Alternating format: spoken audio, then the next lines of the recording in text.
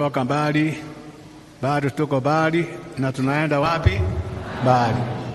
Endelea kutazama Capuchin TV, huduma Katoliki ya uinjilishaji.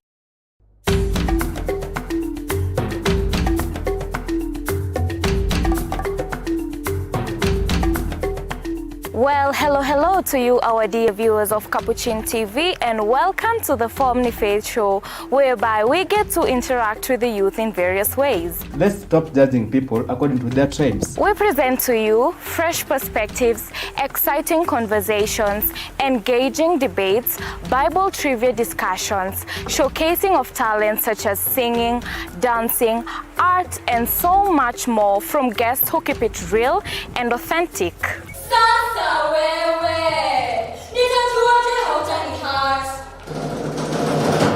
It's true that human nature covers us.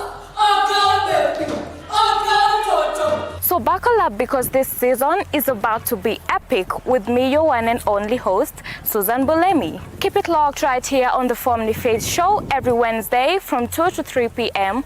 only on Capuchin TV.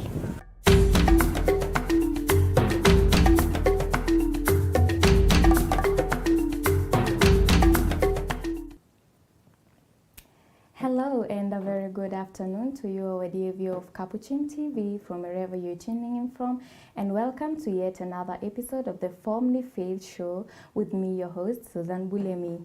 So on today's episode, we are going to be discussing about drug and substance abuse among the youth, which is a topic or a discussion that many people are silent on, yet it affects a lot of our young people in the society and generally in the country. So with me here in our studio are two wonderful guests who are going to help shed more light on today's conversation. However, before I introduce them, I'd like to remind you, our dear viewer, that if you'd like to engage, if you'd like to participate in today's conversation, you can always send us an SMS via our SMS number 21760, or rather leave us a message on our social media platforms and your message will be delivered. So without further ado, I'd like to allow my guests introduce themselves, starting with you. Thank you so much, Susan. My name is Levis Wanjiru. I'm youth, I'm a Gen Z.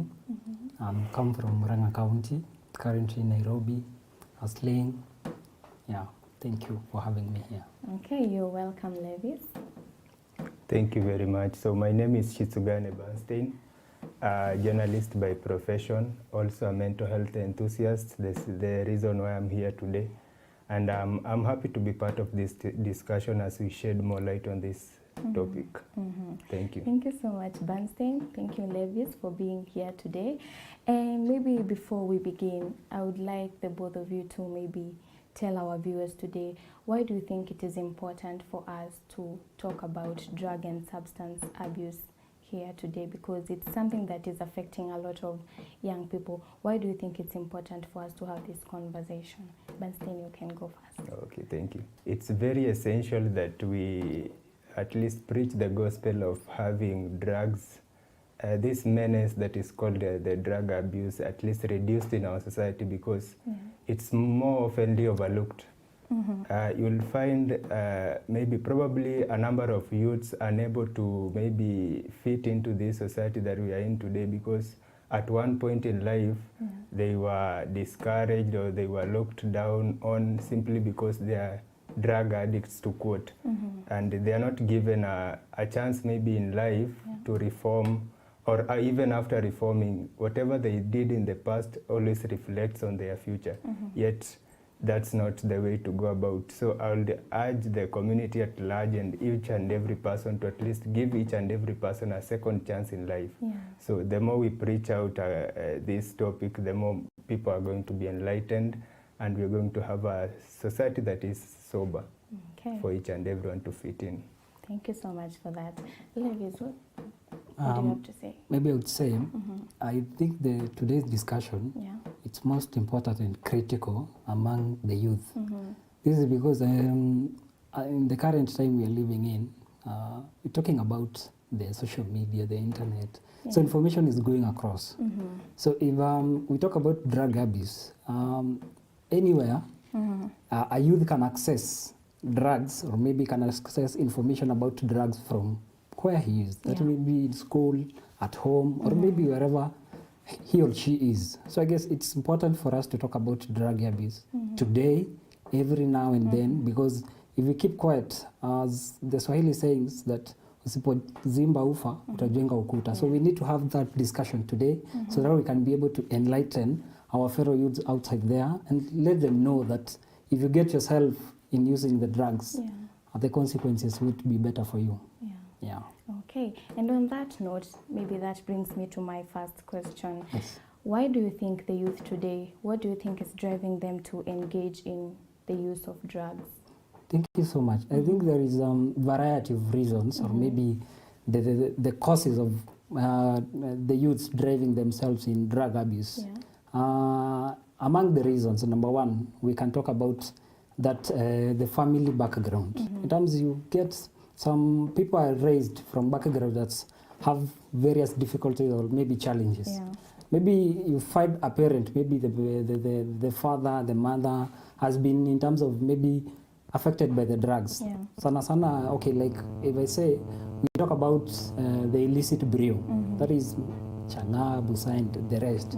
So if one parent is involved in taking that illicit brew, it will definitely affect their children. As a matter of fact, if there is a youth that is maybe from the age of 20 and around there, they will have direct challenge in terms of coping up with their parents. For example, if I am a youth, I'm at home, my father is taking illicit brew. There is a man-to-man talk that I need to have with him because I'm still developing.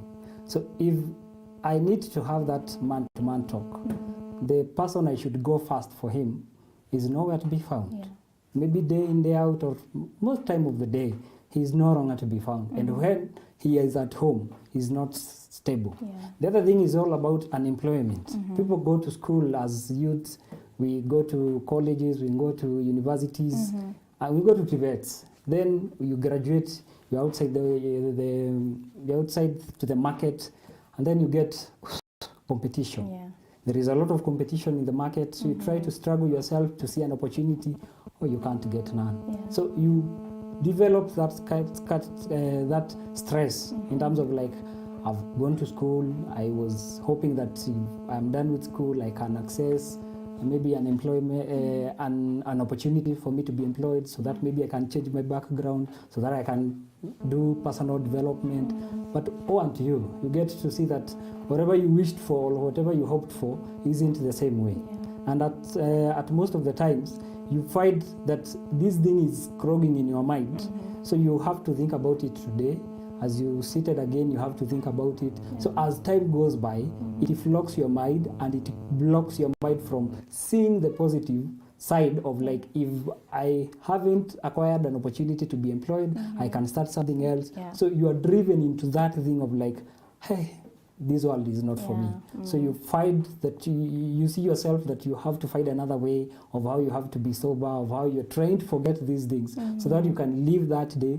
The other day will just maybe stand for itself. So I guess among the youth we have many reasons. Also peer pressure. Maybe you see that I'm a youth outside there, niko na ile uko mtaani tunasema bogi.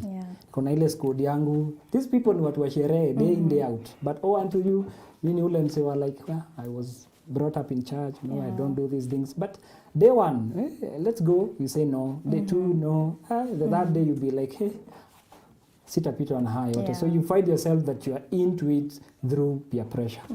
Yes. Thank you so much. And I'm sorry, I'm very sorry. Okay. Also, I just wanted to add on that, aside from what he has said, which is very correct, we also have the aspect of mental health issues that affect many youths. So they opt into drugs as a means of negative coping mechanisms so that they can at least deal with their day-to-day issues that are coming in. Also, to build on the point he said about the background, we still have unsolved issues, probably the childhood traumas, we have maybe some, just the family conflicts that are around will make someone opt into the use of drugs abusively.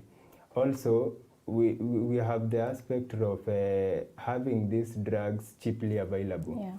Yeah. As soon as you find that I can be able to afford a drug, but at the same time, the man I have cannot afford food, I'll only opt for the drugs. Then after which they say uko high, you'll not feel hungry. So you kind of like what do you do? Misprioritize your needs. You opt for the drug, and like opting for food, which will be somehow profitable to yourself. Yeah. Yes, as well, the backgrounds to which we come from. You'll find most places, some of which we know, but we wouldn't want to victimize people coming from those areas, are known for drug abuse. Yeah. So such places will always, if your parent or yourself do not have the self-drive of deciding what you want to do in life, will make you automatically become a drug addict, just like those people who live in that hood or that place. Yes. Yeah, and the both of you have mentioned something quite important on the family background, because we find a lot of addicts today. They'll tell you, I started drinking alcohol because my dad used to. And we also have cases whereby you find the parent actually would come with alcohol in the house and will give it to the children. So it's actually sad that these problems actually begin with our families, right? Okay, so you have mentioned on the reasons or why the youth are engaging in the abusing of drugs. Yes. So maybe they do not want to do this, or they are trying to avoid to take drugs and abuse drugs.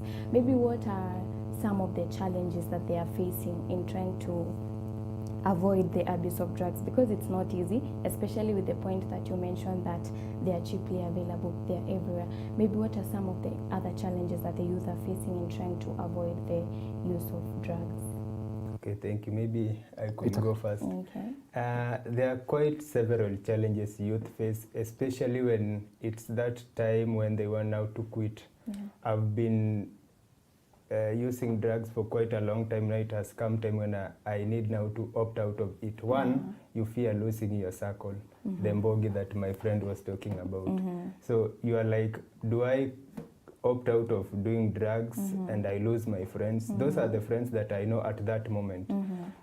The next thing is that if you opt from the service providers, you find that it's quite expensive. They're unable to meet the expenses that come with the help you might require.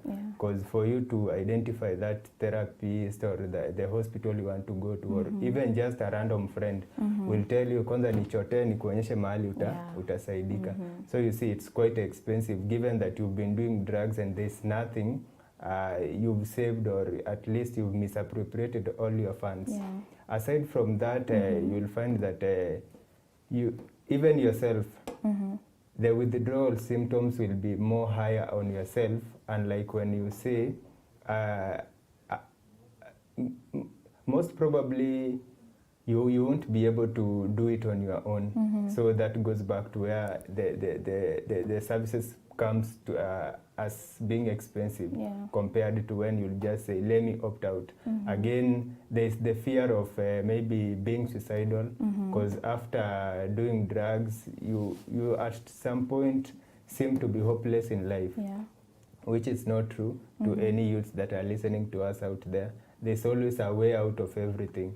So don't feel hopeless that if I opt out of doing drugs today, the only result that comes with is being suicidal. Okay. Levi, is anything else you want to maybe I would want to emphasize in terms of the aftermath. That is, when you are trying to move out or you're trying to leave the drug abuse, in terms of the rehabilitation services, I guess along that line, we have this parastatal that is called NACADA that emphasizes on how maybe one should approach that thing of like you want to move out of the drug abuse. So I guess in terms of, we have different kinds of rehabilitation.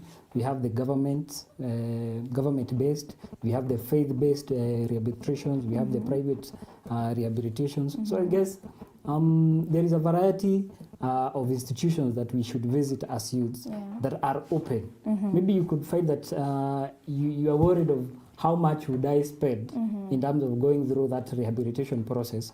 But then there is someone outside there, there is a faith-based institution outside there trying to gather up youths who have been into addiction, trying to make them regain again. So I guess we should not just see those services as one-sided. We should just try as many choices as possible. Yeah. Maybe you can try to go to the government. If it fails, you have someone to talk to. You can maybe be connected by someone. They're faith-based. You go and try to talk to them, because at last, me I see it that church is always the best way to go. So naenda pale, you talk yourself. You're like, I'm trying to move out of this thing, but imeshindikana. When I'm trying to think of the rehabilitation expenses, you are like, oh, it's getting out of hand. And the other thing of like fear of losing your friends. I had a friend who had been in drug addiction. That is in terms of the cannabis sativa, that is bang. Back in campus,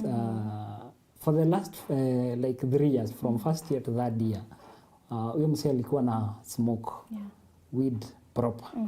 So I guess time came when we were in that year, semester 2, and then he realizes that the transcript is displaying otherwise, and his parents are saying next year we are coming for graduation. But when you look at his transcript, he has some receipts since first year. They have been accumulating. So at least he had not at least 20 units to repeat. But then it clings unto him that next year will be year of graduation, my parents will be coming. So it's like when he realizes that he wants to move out of this thing, and when he reached out, I guess like when you opt out to move out of drug addiction, I'm sure like you can't lack like help. You can move to one person, maybe they might turn you down. You can share that problem to another person, and that person knows another person, or maybe can connect you to a facility that can make you get that help. So I want to tell the youth outside there, like, you should not keep quiet with that thing. Like, share it. Share it to one person, share it to your friend, to that person whom you trust. Maybe utapata mse kama mimi, my age mate ako like, nikienda could tell my story to that guy, it won't be like of any help. But if there is someone outside there whom you see that they can take care of you, please go to them. At least you should not fail to try. At least you try, and then maybe you samange, I tried but I failed. Yeah. Quite important message from the both of you there. And Lev, is just to on the same point that you mentioned about the friend that you had. And that brings me to the next question, because according to statistics, we've seen that a lot of the young people who are abusing drugs are in the universities, in the colleges, and in the public universities, we have about 22.6% of students who are using drugs and 35% in private institutions. Now, what do you think our institutions, and specifically our schools, can do to maybe help the young people to avoid the use of drugs? How can they encourage them to avoid this? Thank you so much. I would take it as this. In the higher institutions of learning, maybe it can run across the TVET, the colleges and the universities. That is where most of the Gen Zs and the youths are in source of maybe education and knowledge and all that. And that is where you find that many are into drug addiction and drug abuse. So I'd like to maybe share this message to the institutions that they should have time to time campaigns. That is, it's not necessary that they have done studies to you. So it is very essential for institutions to take care of their kids, and also in terms of the psychological issues that are affecting the students. Unaenda pale campus, unapata msee, it's not a lot that is affecting this person, not even the unemployment, not even the family conference. Ni ile tu ako na stress ya maybe a unit haingi kwa kichwa. Another thing is like hana hiyo meal, like ana skip, anafanya ile ya kuinama, like a lot of issues that simply can trigger their mind and they get their way to drug addiction. So they should have at least some programs that cater for those students that are very vulnerable, so that they can be able to make sure that they are sober, so that they can not fight their way to drug addiction. Okay. Just to add on what my friend has said, There's also, in these higher institutions of learning, there are a lot of bureaucracies that should be eased in that I'm able to reach out to any office at any given point and help will be given unto me in the sense that I need it. But unfortunately for many of the institutions, there are those guidelines that are put. If I'm not consulting anything in line with academics, I'm not supposed to be on the other side of the institution. So I think it's something that should be looked keenly into, and it will be at least give space to many of the comrades who suffer in silence to reach out for help. And you've posed the question, but we've just dominated the higher institutions of learning and overlooked these other young people, maybe from high school, primary school, kindergarten, because research shows that people start using drugs as from the age of around 11. So an 11-year-old is someone who is still in primary school. And now that we give more strength to these older people, we forget that this kid might be going through much that will necessitate them to start using drugs. It's something that we should bridge, that in as much as we empower these adults, we as well empower these kids so that we have a uniform education amongst all these groups. Yes. Okay. We hope our institutions get to check on some of the things that you have mentioned. And also, recently, we've seen that NACADA is proposing for the age limit of taking alcohol should be changed from 18 to 21. Do you think that will help in any way? Personally, each and every regulation comes with its own good cost and bad cost as well. But it will depend on who is enforcing which law and at what particular time or which institution is entrusted with enforcing such laws. Because we are living in a society where we tend to gauge who is telling me to do what. You might be the one telling me I'll not do it. If another person comes and tells me to do this, I'll be able to do it. So the approach itself, it's a good thing because actually from the statistics we have, alcohol is the most abused maybe drug or substance for that matter among the youths in Kenya right now. So if that approach is given, and at least for once in a lifetime in this government, it's something that is a policy that is going to work, then I'm positive that it will, to some point, make a change. Yes. Maybe before we get to you, Levis, how do you think they should go about implementing these policies in terms of, because we are not sure that rule will apply everywhere, right? Maybe how can they do it to ensure it covers everyone? I wouldn't have a certain answer on the same, but from what I read, they want to start from 21 years onwards. So if you tell me I cannot go to a club and buy alcohol since I'm under 18 and it's something, at least maybe probably for it to work, the sellers should be first empowered or awareness be created and policies or penalties placed in maybe in place to make sure that whoever will be found selling to an underage person, of course, right now it's there. People do sell. Even when you're not of age, you'll just go and buy from whichever outlet that sells. But if it is to be put in place and implemented as a policy, probably it would work.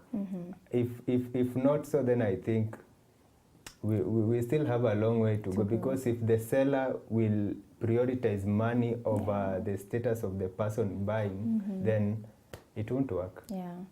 Like this. I was trying to think of it as my friend was talking about it. The policy document is compiled and has several things to be enacted.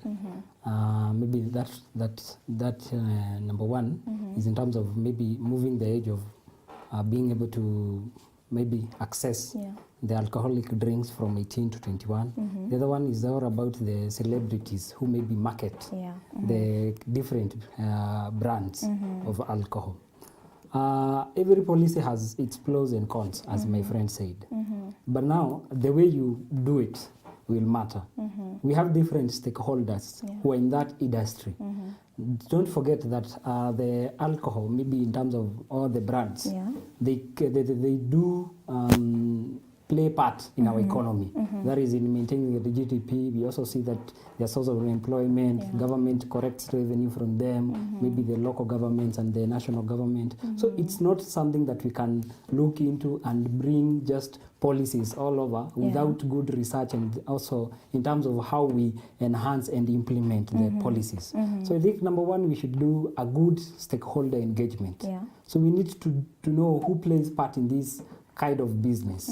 We have all people who, maybe the government is there, the revenue authority is there. We also have these people who are in business, and we also have all the employed people. We also have the societies outside there. We have the church outside there. So we need to bring people on board. We need to be open. You know, like, it's so unfortunate that when we are formulating maybe policies, sometimes we do it as a hide and seek game.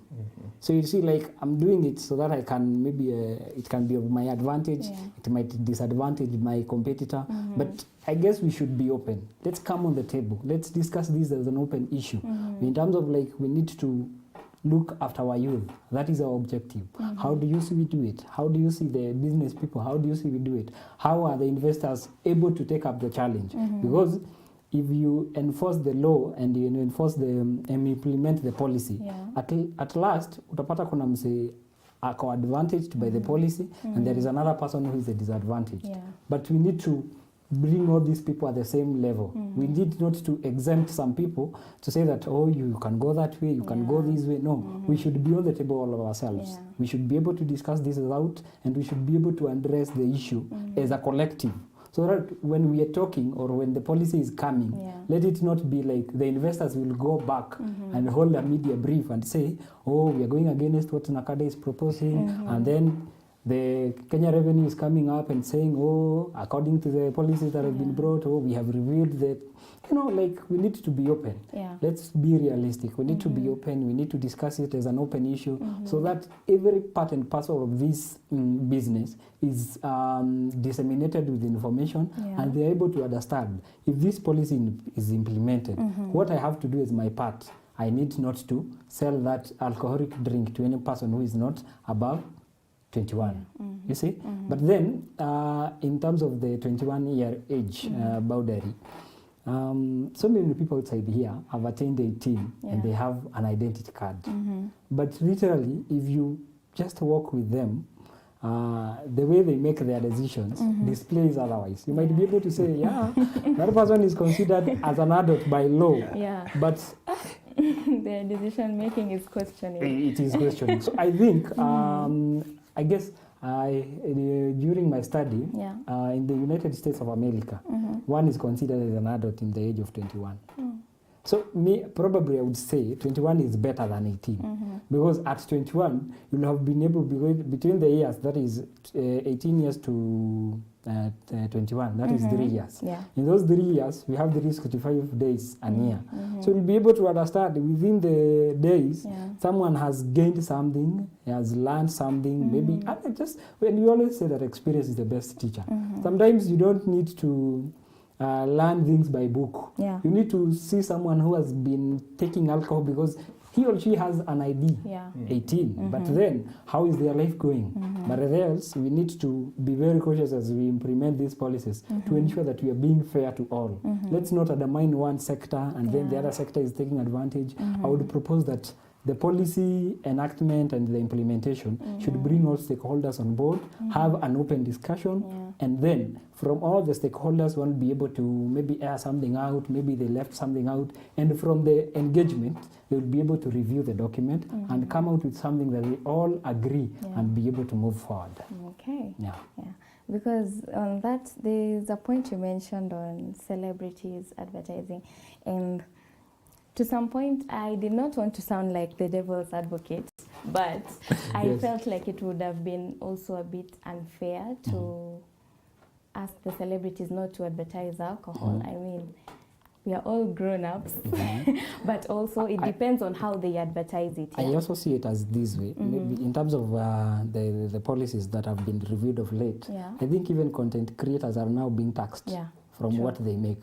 So if really you're going to tell them not to market and this is their source of income, you know, they will be able to go against the change and they will start to object the change because they will now start questioning, hey, you're demanding our tax and then there is that line of the thing. This was one of our platform to earn money so that we can be able to raise our kids. But then as they maybe advertise the brands, this information is still reaching to people who are not yet even 18, who have phones. They can still access the information. So if someone likes a certain celebrity and then anamwona tu pale Instagram ana advertise kitu fulani, ako like, oh, this is my guy, whatever he does, I do it. So I want to try what he or she is saying, of which we should be able to now come to an agreement of how all these things should run. What I would say, my point of view is, let's not play a hide and seek game. Let's just have an open discussion so that we can be able to know the pros and cons of the policy formulation. Okay, and on that same note of advertisements and everything, that brings me to the aspect of social media. How do you think we as the young people can use social media effectively, in order to create awareness and teach our fellow young people to avoid the abuse of drugs? Banstein, you can go first. Okay, thank you. Whatever we are doing right now is already advocacy through Capuchin TV to all our viewers who are watching us. Now, aside from this platform, we have phones, we have each and every gadget that would require one to maybe just do a little bit of content. Again, we go back to those people who do content, those people who consume social media information and such. We now, as now the government itself should implement policies again with all stakeholders on board to make sure that whatever is fed into the internet is something that one can be able to benefit from, unlike having content that is not of benefit to many of us. Now, right now, if I were to take my phone and go to my TikTok, up to probably 10 of the videos that I'll watch, only one will be of benefit to me. The rest are just there for entertainment, not in the positive way, the way I will do. And just like you've said, we should prioritize having those positive oriented posts on the social media other than the negative ones that would negatively influence, probably leading one to be a drug addict and stuff. Plus, I've always said, and we will always have what do we call them, wrangles between people. I'll say we want to do things the right way. This other person will say, out of the wrong that I'm doing, I'm able to gain, or that's where I get my school fees, that's where I get to feed my children and stuff. But again, the ocean is too wide for all of us to sail our boats. You don't really need to capsize one for you to continue with your route. But again, we need to see of what benefit are we sailing with you? What percentage positivity are you bringing on the table? If we are able to go in that line, at least we'll be able to make sure that whatever the internet feeds people is what is the right content for them. Because sadly, most of the people on social media are the youths and the people who, probably children even up to the age of 9. One has a tablet, the one has access to the passwords of the father's computer. So you find that they're able to get each and everything they want from the social media. But then you cannot just say you are doing adult content in the name of this kid will not see.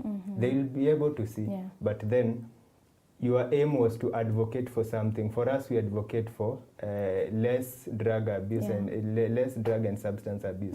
But for you, you want to advertise for something that in return will negatively influence that kid or that adult person, because not all of us are self-aware or can be able to say no when we need. I'll say no, the next thing I'm influenced and say yes. So probably I do not have my own strength or stand to say that this is something that I do not want and it's something that I do not want to do. That's how we operate. Okay, and Levis, before we get to you, in terms of what you've said, not all of us are self-aware. I don't know if the both of you have come across that meme whereby the parent is asking their son, your friends cannot force you to drink, whereby on the other side the son is being forced to drink. So I think a lot of these things are being caused by people normalizing it, yet it's not normal. Levis, social media. In terms of social media, as my brother was talking, I think of how we use social media, and then I'm like, he talked about TikTok. When you talk about TikTok, I'm sure if you get your phone, before you even out of that door, you have started smiling, or maybe you're just you're just happy because of seeing something that has been posted on TikTok. Sometimes we do create content that is too much serious for the youth. Actually, if there is some serious content outside there, I tell you, like, not a big percentage will be able to. If a video runs for 5 minutes, even 1 minute will not be done and someone has scrolled. So I think we should be innovative on how we create our post in terms of creating awareness on drug addiction.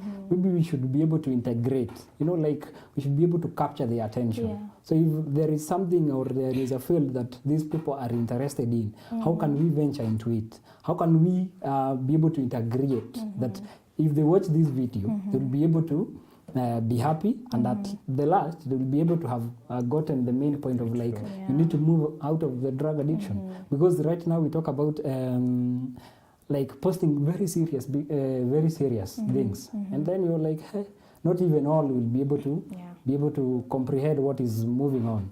The other thing is about covering stories. Right now, as we continue this program, maybe a time will come we'll be able to have someone seated on this chair that I'm sitting, and is a person who has been able to recover from drug addiction. We need to cover up. We need to publish such stories of someone who was in drug addiction. How did they walk that journey? How at last did they find themselves being stable and be able to start again? Just know that change is not actually invited. If you introduce change somewhere, you'll face a lot of setbacks. But you must be able to integrate on how, like, I'm bringing change, but it is in a nice way. So as well as we are trying to bring this information into their minds, those people who have been in drug addiction, we should be able to know how we should go swiftly on them, rather than like making them feel like they have been living a hell of a life that they now need to come back to light. So I think we should be able to coach them. We should be able to use social media in terms of like creating some good content that will be able to trigger their minds, and at last that person will say, I laughed, but then there is something that has been critical. I need to move out of where I am. I need to see life in a different way. So we also need to have those people who have been in drug addiction. We come, we premiere their stories. They would be able to inspire 1 or 2 people outside there who are in drug addiction, and be able to recover. So all in all, I also feel like social media is the most effective way that you can reach to the young people, because they are the audience that is normally there a lot of time. As long as, like you've said, we create short posts, but at least in the first 30 seconds, someone has grasped something from the post, right? Because the attention span of young people is very low. So you should try to capture their attention as fast as possible. Exactly. And actually, unapata, like right now, we in Capuchin TV. Most of the youth outside there maybe don't have access to a television, but they have their phones. That is why we have our social media pages. Maybe we are live there, Facebook, we are live there, Instagram, YouTube. We have posted there, YouTube, we have posted something on TikTok, all platforms. This person, atakama hawezi access TV, as he or she runs across the social media platforms, ataenda na apatane na hii video mahali. Ata pengine akiingia atapata tuko live YouTube, and then be like, hey, they're speaking about something that I need to hear about it. So I think ile integrate maybe in terms of the media, now getting also in social media is another perspective that is running its way to positively impact youth outside there, so that we can be able to target on those people who are outside there. Maybe unapata kuna mseme pengine ametulia mahali kona ile kajaba yake kidogo anatafuta, and then akiscroll tu apatane watu wako live, they are talking about drugs and the youth in drug addiction, and then as we talk, as we engage, then anapata I really need to move out of where I am. There is future ahead of me. There is something that is coming ahead of me. So I also think like we really need to move to that aspect of like integrating the media and also the social media so that we can be able to reach out to as many youths as possible. Okay. Yeah. Now, earlier you had mentioned something on the church, and that brings me to my next question. What role do you think the church should play in creating awareness among the youth and helping the youth learn that drug and substance abuse is not good for them? Bernstein? Yeah, there are quite a various platforms or ways the church could come in. One, the church has a strong fund faith or the faith funds who would simply because it's a trusted entity. Yeah. So while preaching, at least they should have incorporated some of the teachings. Maybe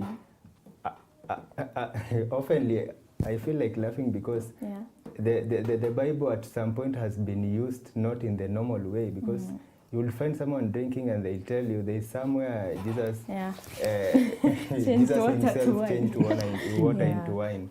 And you would ask them, then why are you drinking? But this is not wine. Whatever you're drinking is not wine. Sure. They'll refer you back to the Bible and tell you, we were instructed to eat from bitter fruits or bitter roots.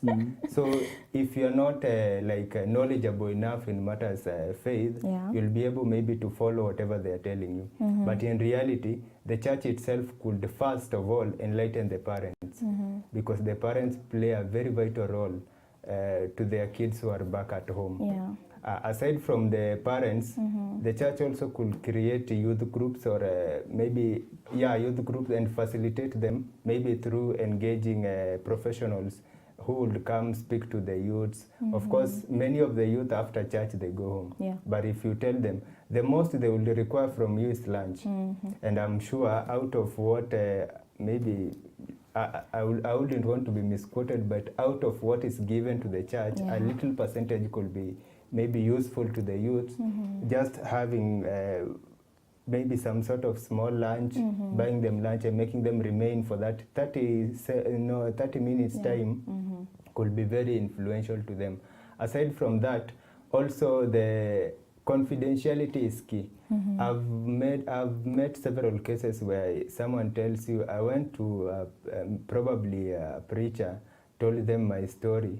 Then in the next sermon, the next Sunday, it was used to warn other youths. As an example. Yes. So in as much as we want to do this the church way, at least if that one person or that one Christian has approached you as a preacher, be confidential enough to guide them on what they are supposed to do, and maybe keep it between the two of you. Do not out loud it to the public, unless they want to share the story, as my friend has said, because one person will tell you, I've decided to reform as a result of talking to a certain preacher, and this is what he guided me through. He or she guided me through. So that's how the church could incorporate these activities, and also make some fun-based activities that could attract the youths. For instance, for our church, I'm a Catholic, but I fellowship at St. Francis Ruiru. We do, the Catholic Church as a whole do have the sports that runs all the way from the parishes to the archdiocese, to the diocese level.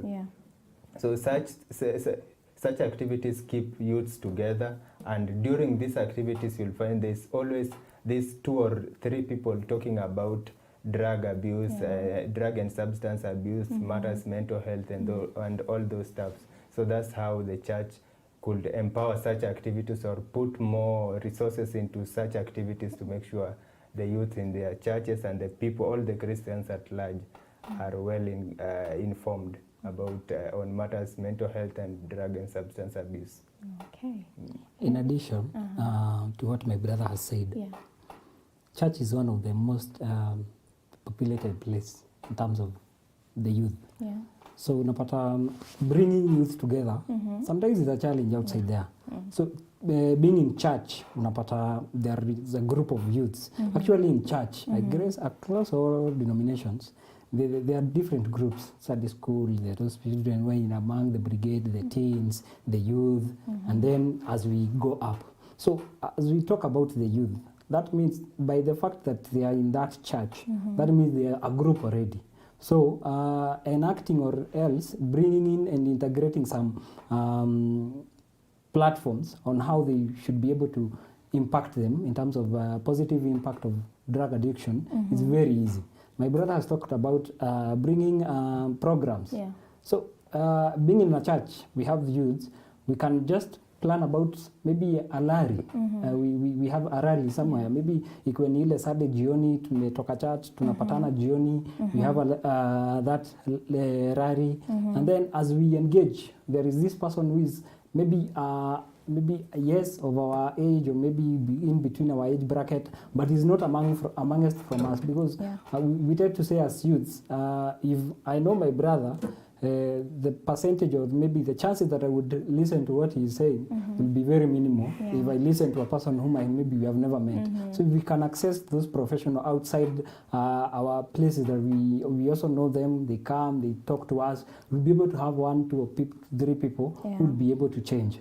Also in terms of maybe tunaplan kitu kama camp, we get out of that local place, we go somewhere, as we hike, as we engage, as we also socialize, we'll be able to bring out these issues of some, maybe someone has not been able to, has never gotten a chance to talk out. But then being in that place after feels like, I mean, I'm in between the right people, I'm amongst the right group, I can be able to share out my story.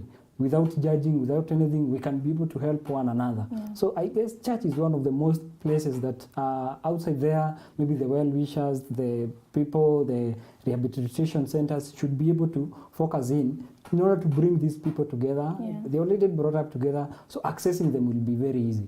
Maybe trying to bring up issues what are affecting the youth is also something that is very essential. So pale church, tuko na watu, wametulia, wamerelax, Gen Zs, like bring up programs that will be able to entertain them. So kila siku kuwa serious, nini. As far as the main agenda is all about spiritual nourishment and growth. Apart from that, let's be able to know if today we do some statistics in our church, the youth attended today were 100. Then the other Saturday we say they are 96. The other Saturday they were 84. So we should be able to decide that there will be a reduction in the numbers. So how will we be able to bring our youths back? We can plan even talent shows. If someone is outside there not knowing that they have a talent that can be able to help them in order they can get out of that mindset of like I can't do anything on my own, they will be able to discover, hey, I have a talent. I can be a one stage comedy. Anaenda pale anapiga comedy yake safi, tunacheka, anapewa kidogo kidogo, like just from the lowest point, they'll be able to understand what they are capable of and be able to move out from that menace of drug addiction and see life in a positive way.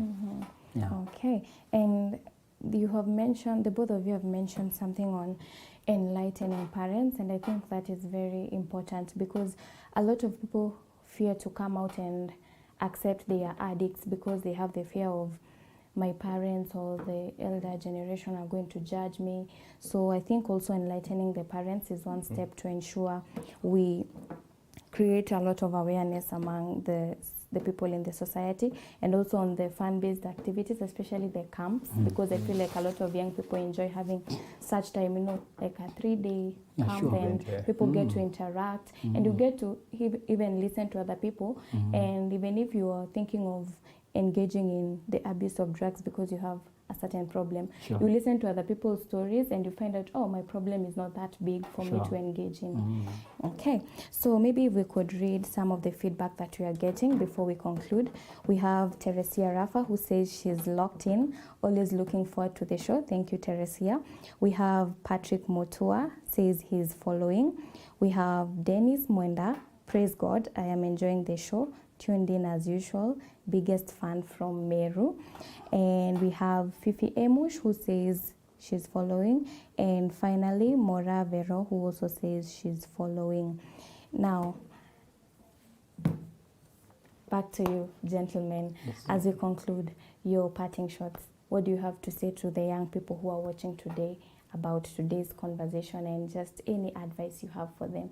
We could begin with you, Bernstein. Oh, thank you. So to each and every young person watching from wherever place that you are, And maybe we'll use the criteria that if you are able to watch and listen from me, disseminate the same information to each and every person who is around you, or probably your circle.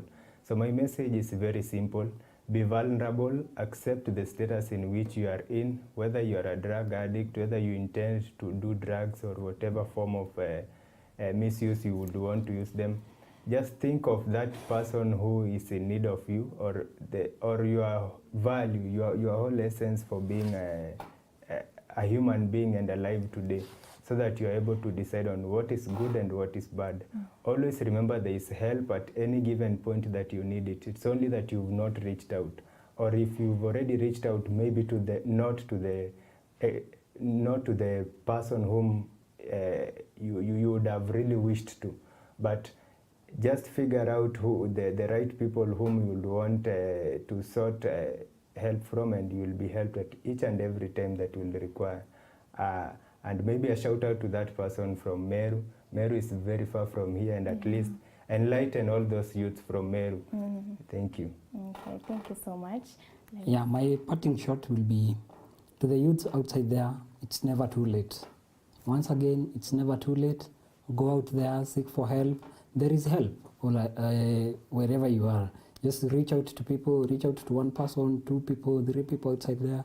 Will be able to help you in one way or another. We always say that a problem shared is a problem half solved. So as you share your problem, as you share your issue, outside there is someone who is cared for you. And then the future is bright. The future is now. You're living in the future. So it's upon you to take a big step, to take a big that courage, and be able to face whatever you're going through. And it's never too late. That is my parting shot. So it's never too late. Start up. Like, you can be able to start all over again. So start on your feet, face it, and be able to overcome. Thank you so much. Okay, thank you, Levi. Thank you, Bernstein, for being here and for the impactful message you've had for our youth who have watched today. And indeed, that has been a very powerful and eye-opening episode here today on Formally Face Show. And maybe all I can leave you with here is just remember there's always someone out there who is willing to help you in case you're struggling with fighting drugs, the abuse of drugs.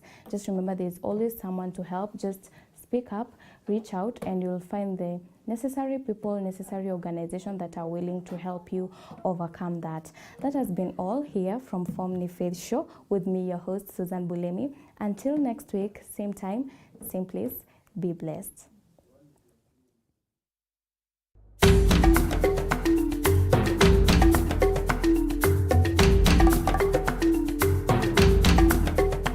Well, hello to you, our dear viewers of Capuchin TV, and welcome to the Formally Faith Show, whereby we get to interact with the youth in various ways. Let's stop judging people according to their tribes. We present to you fresh perspectives, exciting conversations, engaging debates, Bible trivia discussions, showcasing of talents such as singing, dancing, art, and so much more from guests who keep it real and authentic. Sasa wewe, nitajuaje hautanihat? It's true that human nature covers us, So buckle up, because this season is about to be epic with me, your one and only host, Susan Bulemi. Keep it locked right here on the Formally Faith Show every Wednesday from 2 to 3 p.m. only on Capuchin TV.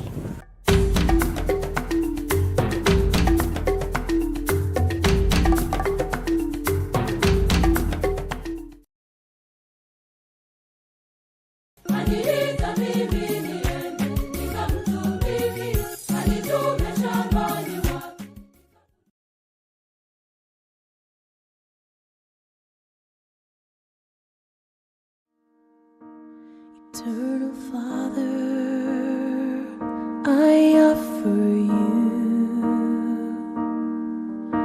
the body and the blood, soul and divinity